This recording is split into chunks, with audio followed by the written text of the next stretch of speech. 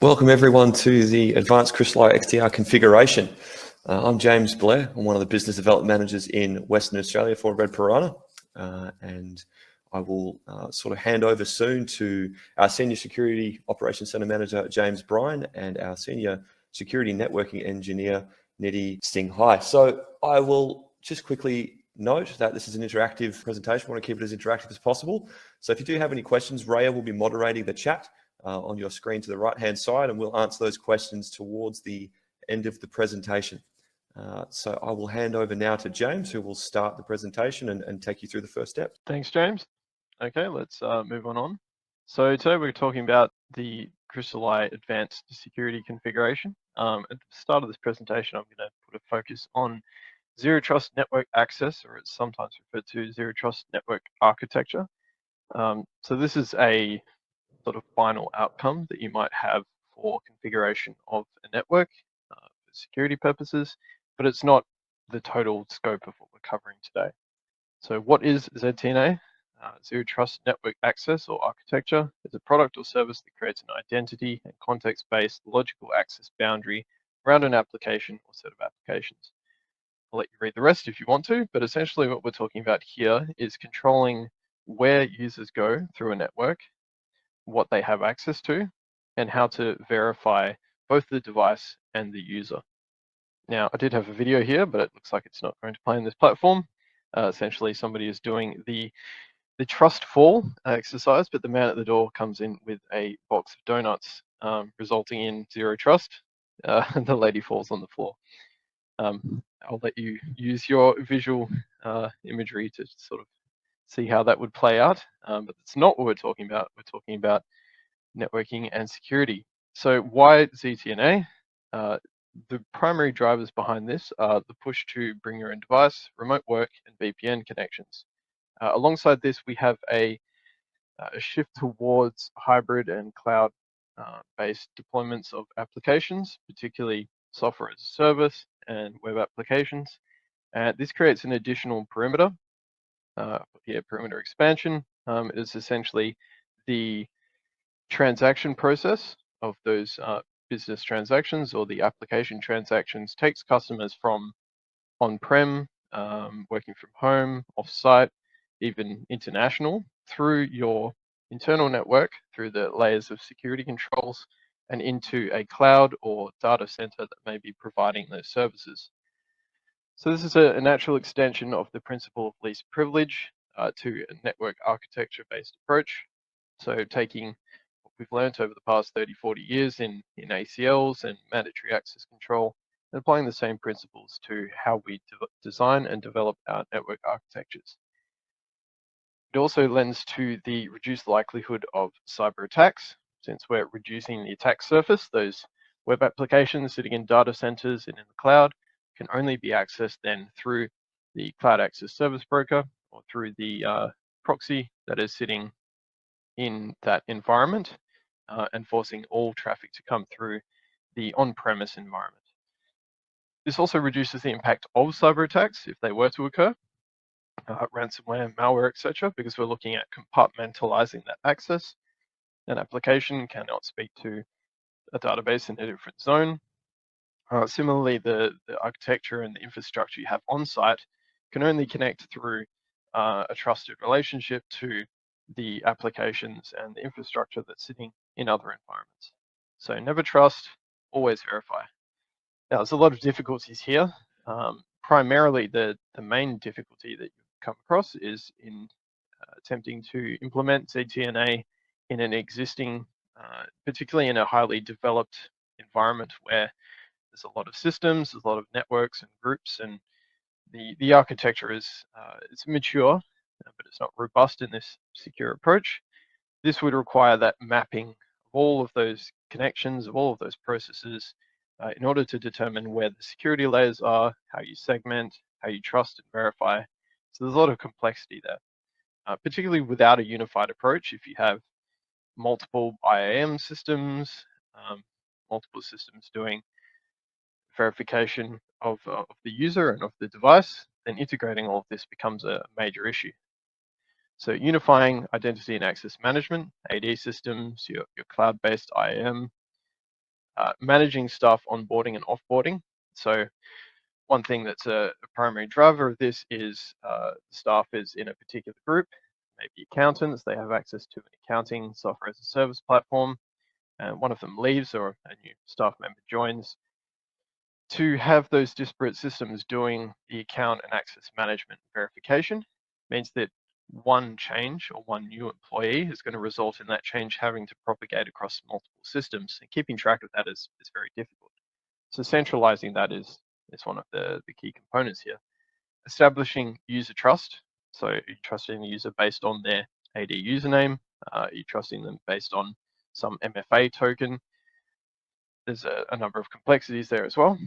Establishing device trust. Again, is it the host name of the device? Is it a MAC address of the network interface card? There's a lot of different methods we can use for establishing device trust, and these might not be unified across all systems and all environments. And then finally, mapping those transaction flows.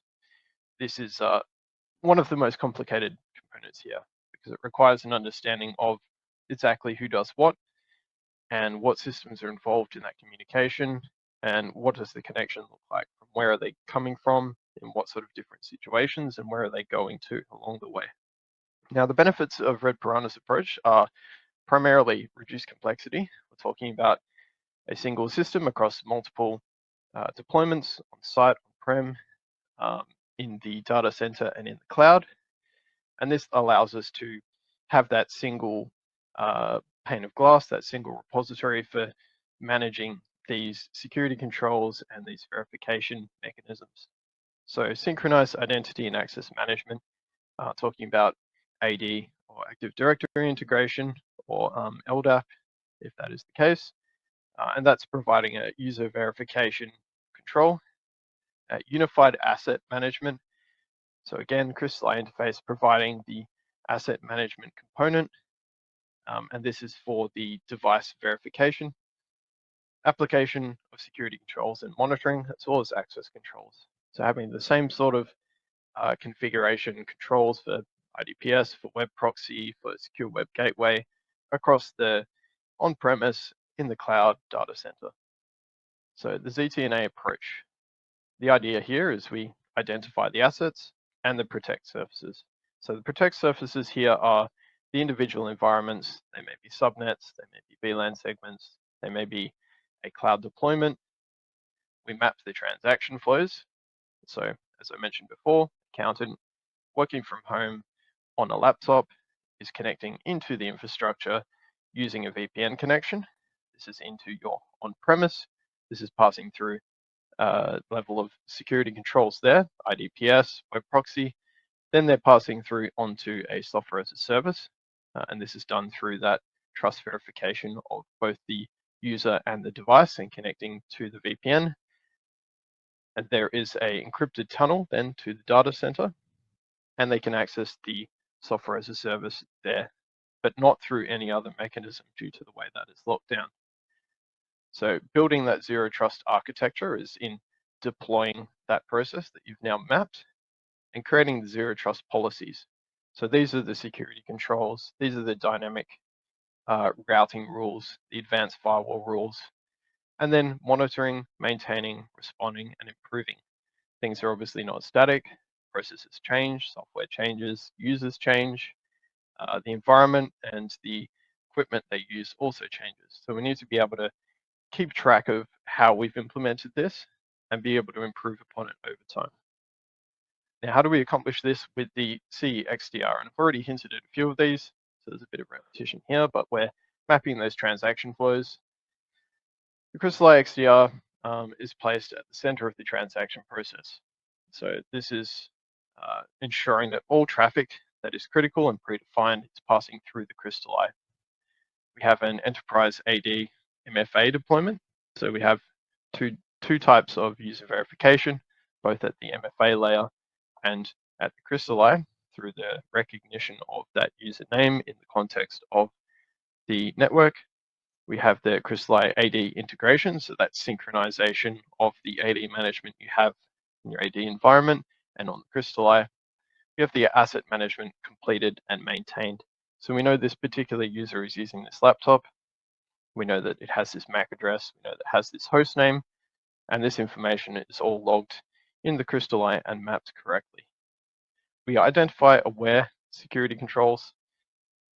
We implement a IPsec or WireGuard SD-WAN connection between the Crystal Eye on-premise and the Crystal Eye in the data center in the cloud.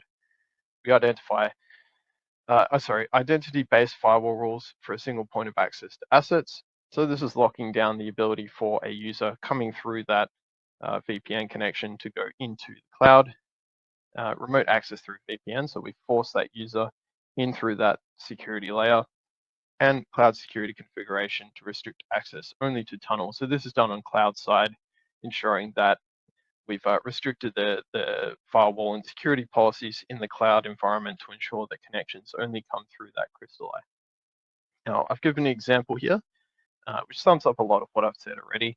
So we have the actor on the left, top left-hand corner there. They're passing through the identity provider, utilizing MFA, and they can access this then through into the C XDR, which is your internal infrastructure, through a managed device or an unmanaged device.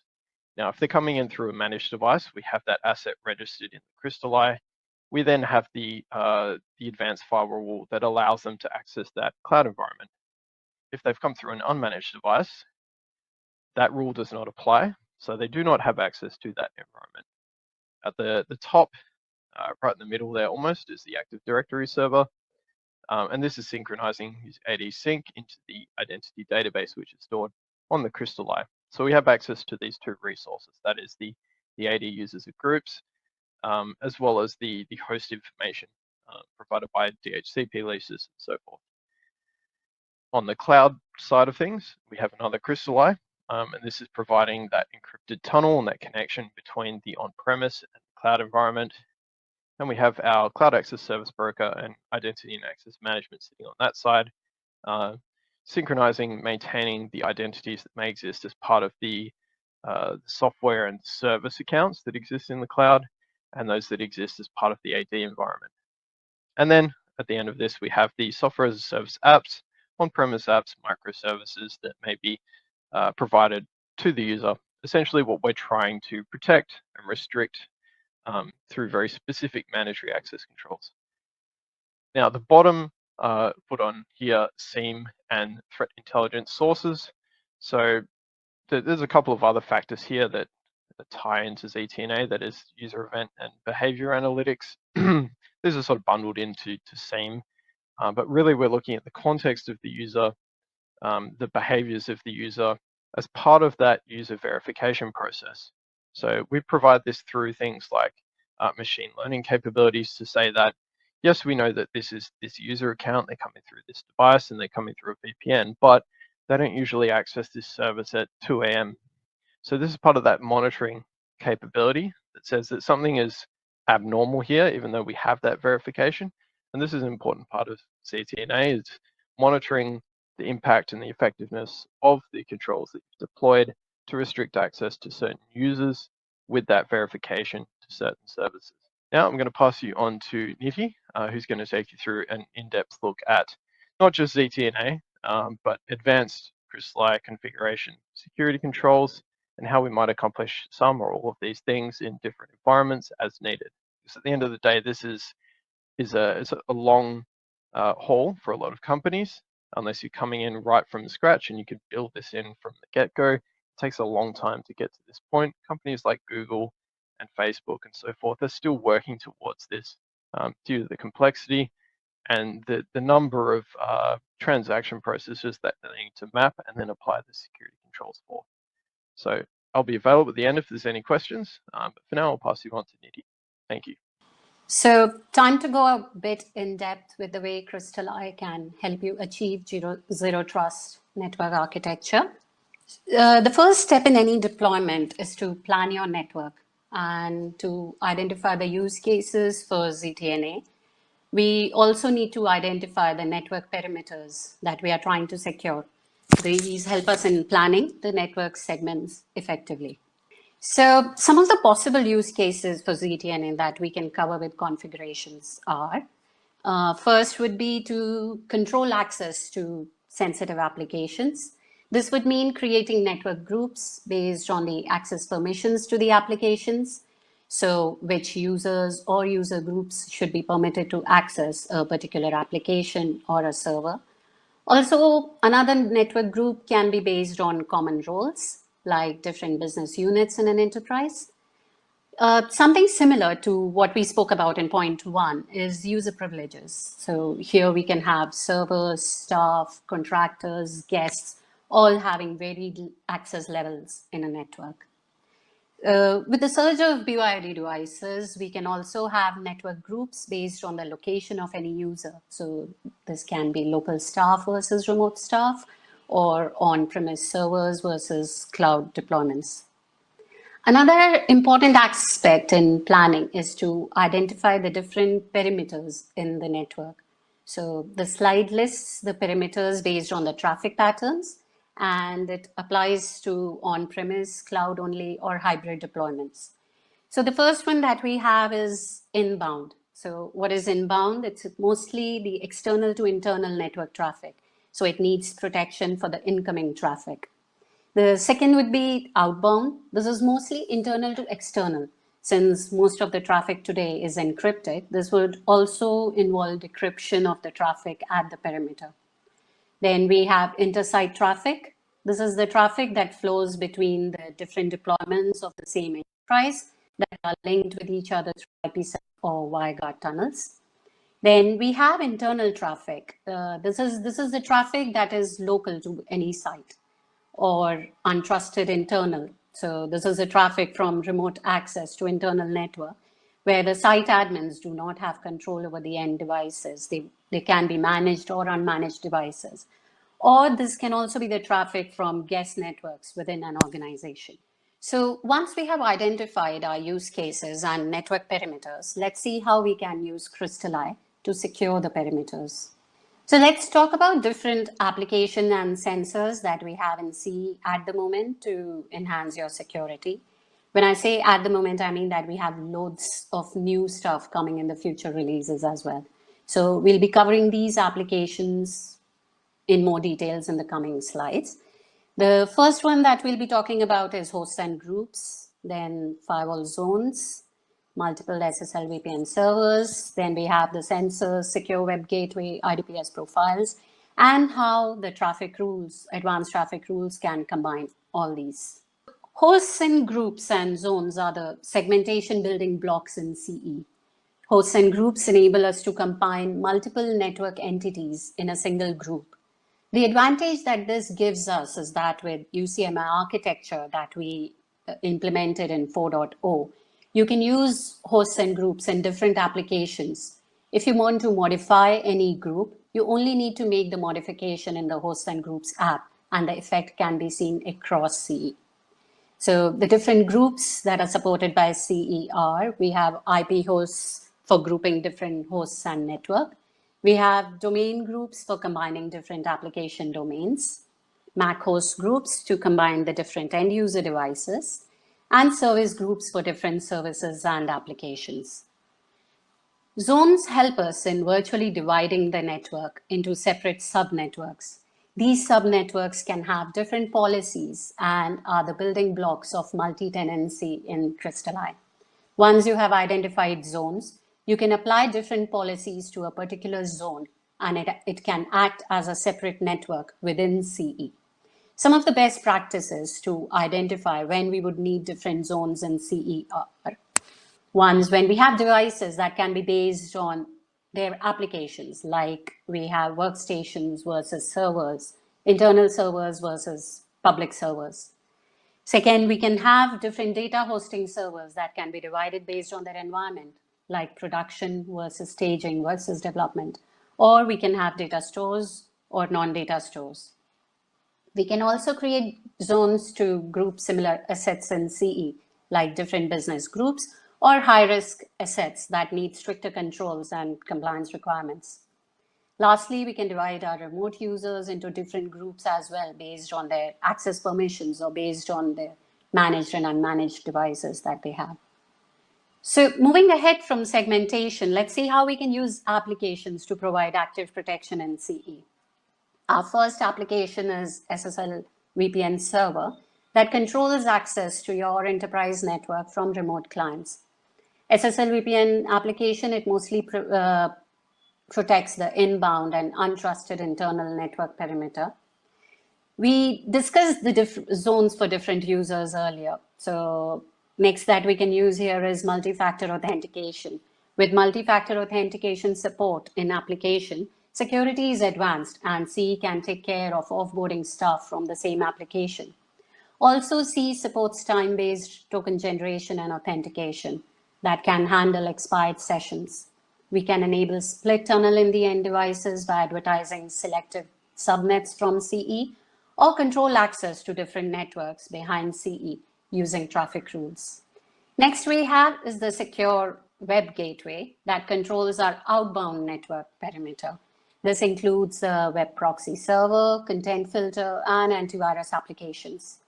We can create different web filter policies in CE using advanced firewall for different zones. This enables multi-tenancy when scanning the outgoing traffic.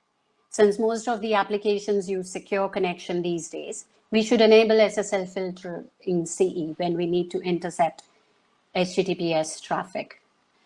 Another sensor that enables multi-tenancy in CE is the IDPS engine and profiles. So IDPS engine in CE helps secure the inbound and outbound perimeter.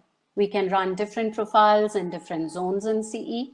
These profiles use security rule sets that are curated by our SOC team and downloaded from the update server. The alerts produced by IDPS engine can be escalated to our CSOC server, and it enables fast incident response. As you can see, we have around a curated list of around 45K rules. So it's a very powerful engine in CE. At the heart of all the different applications and sensors in CE is the advanced firewall traffic rules. These rules enable different access controls between zones. We can apply different web filter policies using traffic rules or different inline IDPS profiles to different zones. So this is the application that enables the true multi-tenancy in Crystal Eye. Now we would like to start a video that gives us hands-on details about how we can configure a few of these applications and sensors in CE. We have demonstrated only a few examples, but these should give you an idea about how to think about segmentation and configuration options and get you started. If you have any specific requirements, we can always take them up in the deployment planning sessions with the team. Welcome to the session for CE Advanced Configuration Training. This video is in continuation to our previous CEC training session. So if you have not attended the CEC training, we would recommend you to attend it. We'll assume that you are aware and well versed in the basic configs that were covered in the CEC training. So let's get started. So the first thing that we'll be doing is, this is the network that we are going to use for our advanced configuration. Here we have two CEs, CE1 and CE2. CE1 is the device under test, and we'll be performing our configurations on the CE. In CE1 network, we have a staff network, which is 10.10.10/24. Then we have segmented and created one zone, which is the DC zone. And this zone has three different subnets in it. First is the production server subnet, which is 10.21/24. Then we have the staging servers, 10.31/24. And then we have the data stores, 10.41.0/24. Even in the data store, we can change it to production data store and staging data store. Then we have two different SSL VPN servers running in this CE, and they both are giving away different subnets. So we have first server running as 10.81/24. The second one is 10.9.10/24. CE1 is connected to CE2 with an IPsec tunnel. CE2 has two subnets. staff, which is 1051/24, and servers, which is 1061/24. We'll be looking around a few of these rules, which will be providing conditional access to the servers in this CE from the LAN and from the remote staff, and how to enable different IDPS policies in this. So the first thing that I have done here is I have created 2 new host groups. One I have created is a data center host group, and the second that I have created is a remote staff host group. To make IP hosts part of these host groups, I have made data store, production servers, and staging servers part of data center.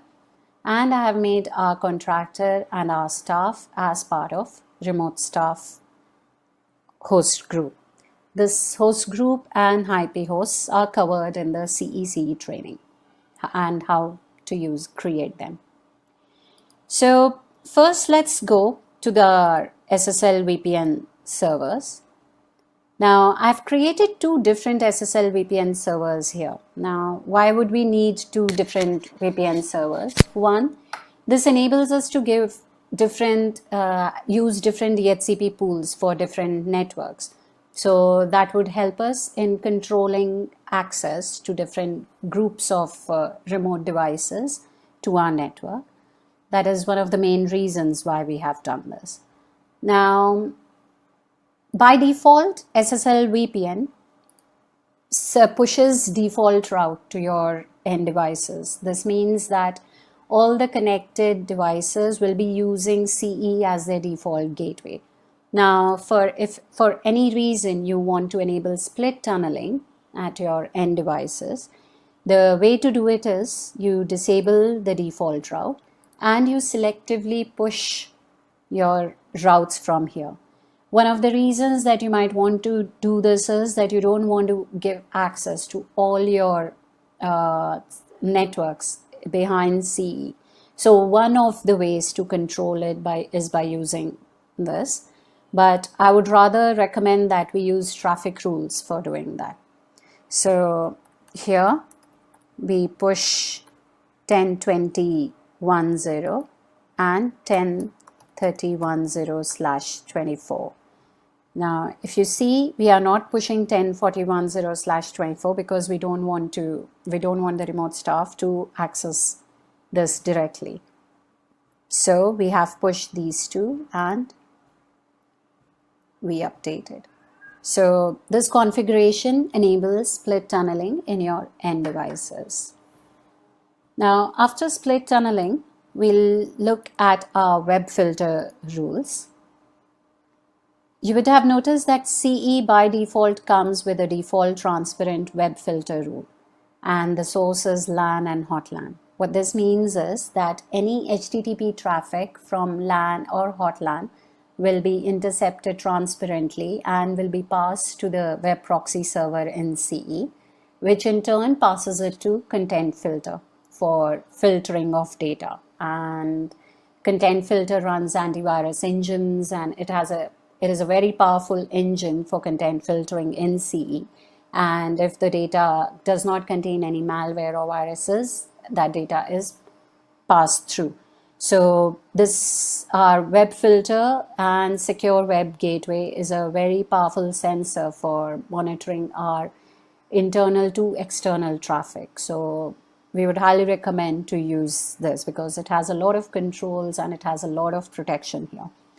Now, suppose I want to selectively enable web filter. So right now this is enabling for all the networks in LAN and hot LAN. Now what I want to do is I don't want transparent rule to be enabled for my remote staff. If you see, remote SSL VPN also creates the interface in LAN zone. So I don't want the transparent rule for the remote staff. I want transparent SSL for the remote staff. And for my local staff, I want transparent.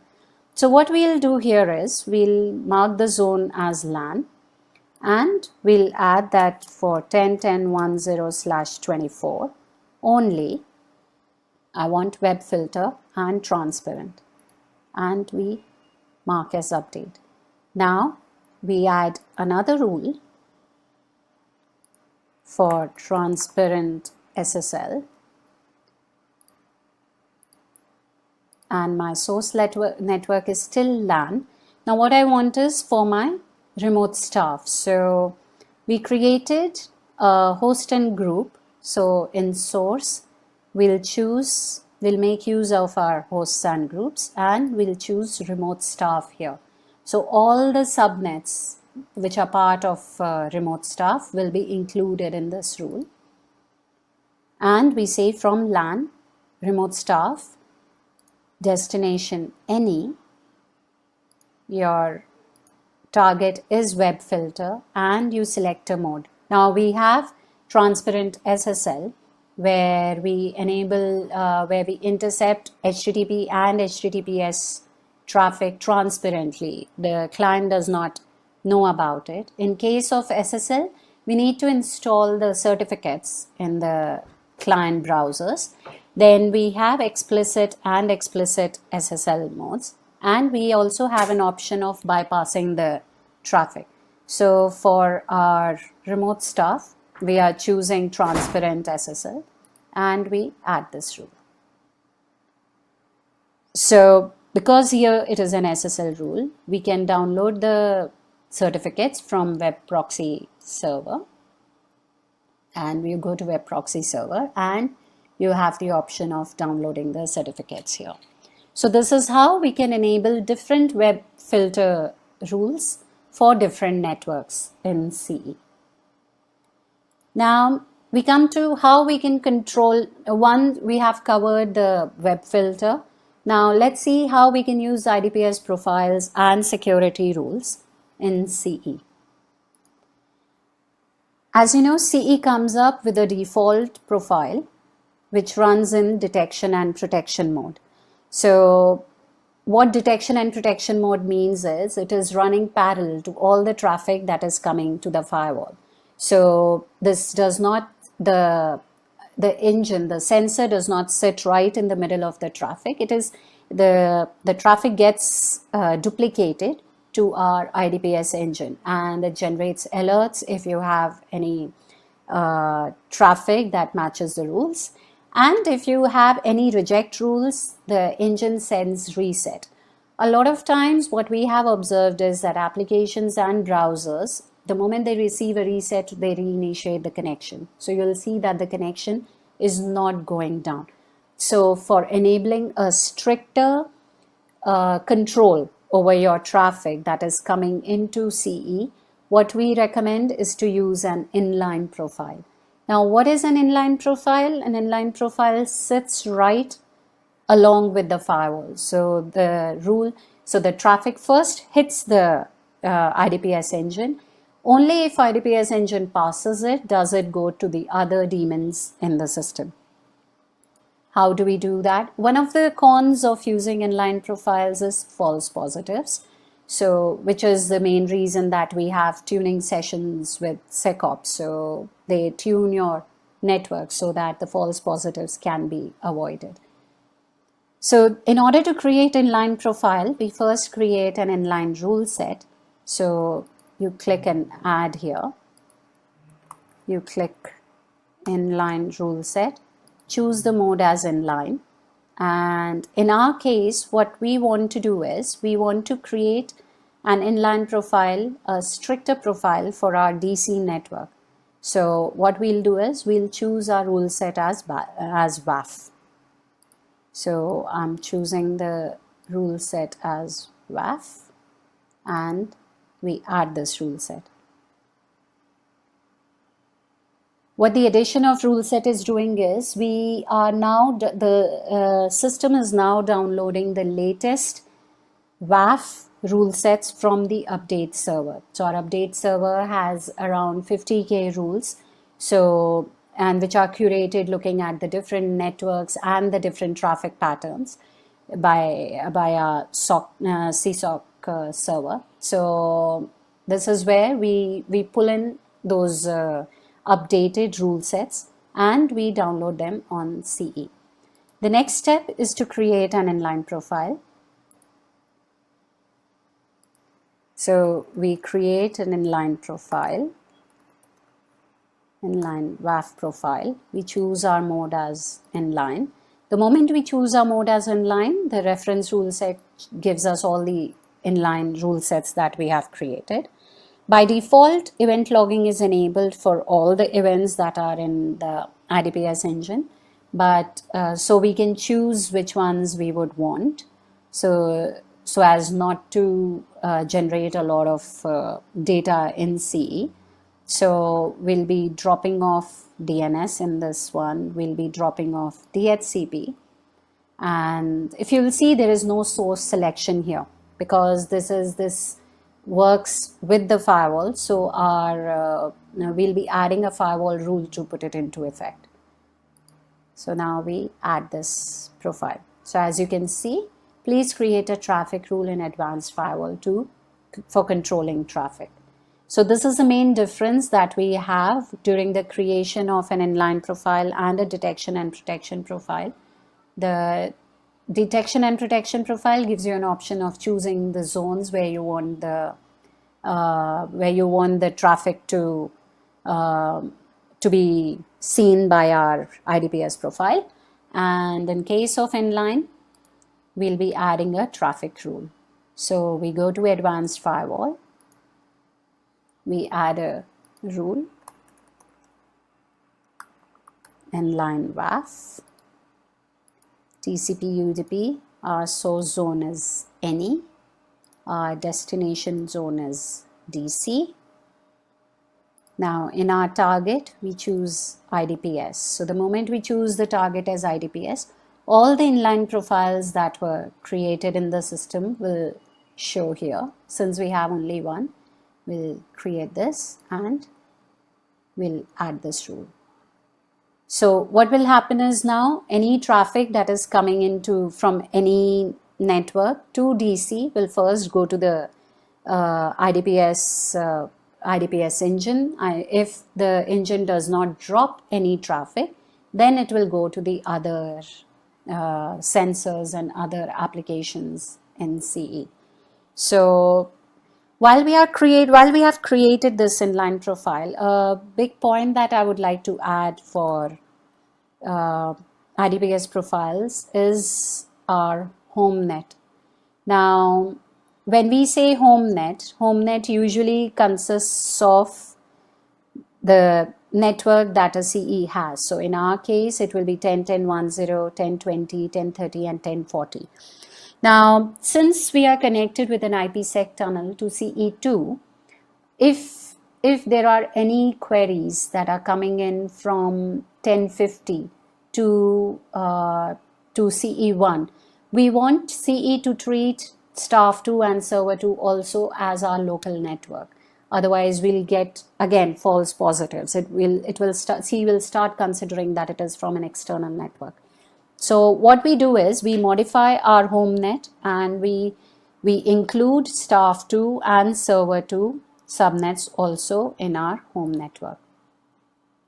So here we'll add 10.50.10/24 and 10.60.10/24 in the home net. So any rules in IDPS that are meant for home net, they'll now include the IPsec intersites as well. So this is one thing that we should keep in mind while we are tuning our systems. And if you see a lot of rules or alerts getting hit, a lot of events being generated, we should see whether our home net is correct or not. Now we'll talk about how to enable selectively traffic from between zones. Now, if we go to our network here, we created a new zone as the DC zone. Since we are hosting our servers in this zone, what we have done is we have blocked all the traffic by default to this zone. So we go to advanced firewall and we'll check the DC zone. If you see, we have created this zone and we have blocked for incoming traffic policy, we have created it as block. Also, the interzone traffic policy is block. Now, our outgoing traffic policy is allow. Why do we need this? Is because we want the servers in this zone to be able to fetch security patches and updates from upstream. So our outgoing traffic policy is made as allow. Now, all the networks that have been made part of the DC zone can be seen here. So we created 3 VLANs, VLAN 20, 30 and 40, and we made them part of the DC zone. But since we have inter-zone traffic blocked, right now no traffic can enter into the DC zone. So how do we enable traffic in DC zone? What we'll do in this case is, what we want to do is, we want to permit traffic from staff 1 to the DC zone, but we only want staff 1 to access the production servers or the staging servers. We don't want it to access our data store. Now, how do we achieve this is, we add a new rule. We say it allow staff 1. We create the protocol as TCP UDP. Our source will be LAN. Now, even when we create SSL VPN servers, the default zone that the interfaces come up is in the LAN zone. So your remote clients are also by default in the LAN zone. So since we have chosen LAN, we don't want the remote staff to be able to access it. So what we do is, we add our IP address or network as 10.10.10/24 to be permitted. Our destination zone is DC. Now, we want it to be able to access all our servers except data store. How do we do it is, we put the destination zone as DC and we enable invert. So all the servers in DC except whatever we configure. So here we have 2 ways of configuring. Since here we have only one network which is present, we can add it in here as well. This would work. So all the traffic from LAN and 10.10.10/24. So this condition is ANDed to our DC zone except this network. This is what this means. Now, suppose I have a lot of servers in this zone that I want to permit. So then instead of adding our network here, what we do is, we go to hosts and groups, and in destination we can add our server. Right now I want to choose only data store because that is what contains my my data store server. But suppose in future I add more servers in the data store, so this would automatically apply this rule to all those servers. So again, LAN, from LAN, and IP address is this, to DC except data store. I want to allow this traffic and I click and add. So this is how you can selectively enable traffic between different zones. You have a lot of options in traffic rules that can be used. You can enable incoming traffic, so you can disable outgoing traffic. So suppose I want to enable incoming traffic to CE, so the destination becomes incoming. Suppose I want to block certain traffic to go out from CE, my source becomes outgoing. Then even in your traffic rules, your advanced settings, it has network, it has hosts and groups. So networks is mostly your interfaces that you want to choose. Your hosts and groups are there, your MAC addresses, your destination.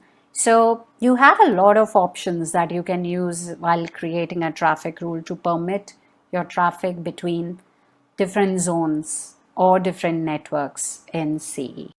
Thank you.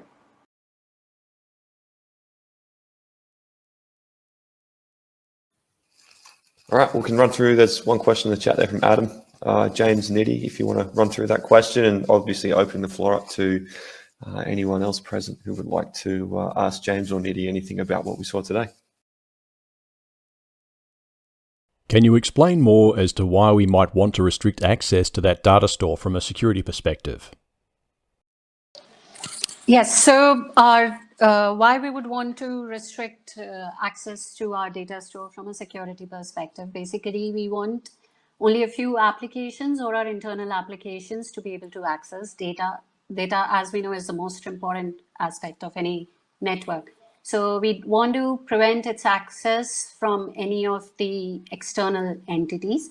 We only want our internal applications mostly, which can access our data. So what we have done is we have made that data store in the most restricted zone. It will be controlling access via our zones configuration. Then even our WAF inline profile rules will be, we have, since it is an inline profile, we have put in a stricter check. So any malicious or any unwanted traffic that IDPS engine sees, it will immediately drop it. So that's why we have put it in the restricted zone. So I can use this same principle to protect data backups? Yes, definitely. You can use the same principle for any access restrictions that you need. I have a question in relation to SSL VPN. Whereabouts do I go to configure or define the gateway IP within the SSL VPN user profile? Your default gateway IP, if you look at the SSL VPN server configurations, it gives you the option of configuring your IP address, which is mostly your local IP address. So, and it is usually from the pool of the DHCP IPs that you want to hand out. So that's where it picks up the gateway IP for you. So your gateway IP becomes that, and the clients receive the IPs from the pool. Are there any limitations to VLAN designation on a downstream managed switch? No, there are no limitations. As long as your layer 2 network is segregated using VLANs, you have a switch that is managing and that can identify the network, your tagged packets, VLAN tagged packets, we are good. So CE would follow the same broadcast domain as your switch does.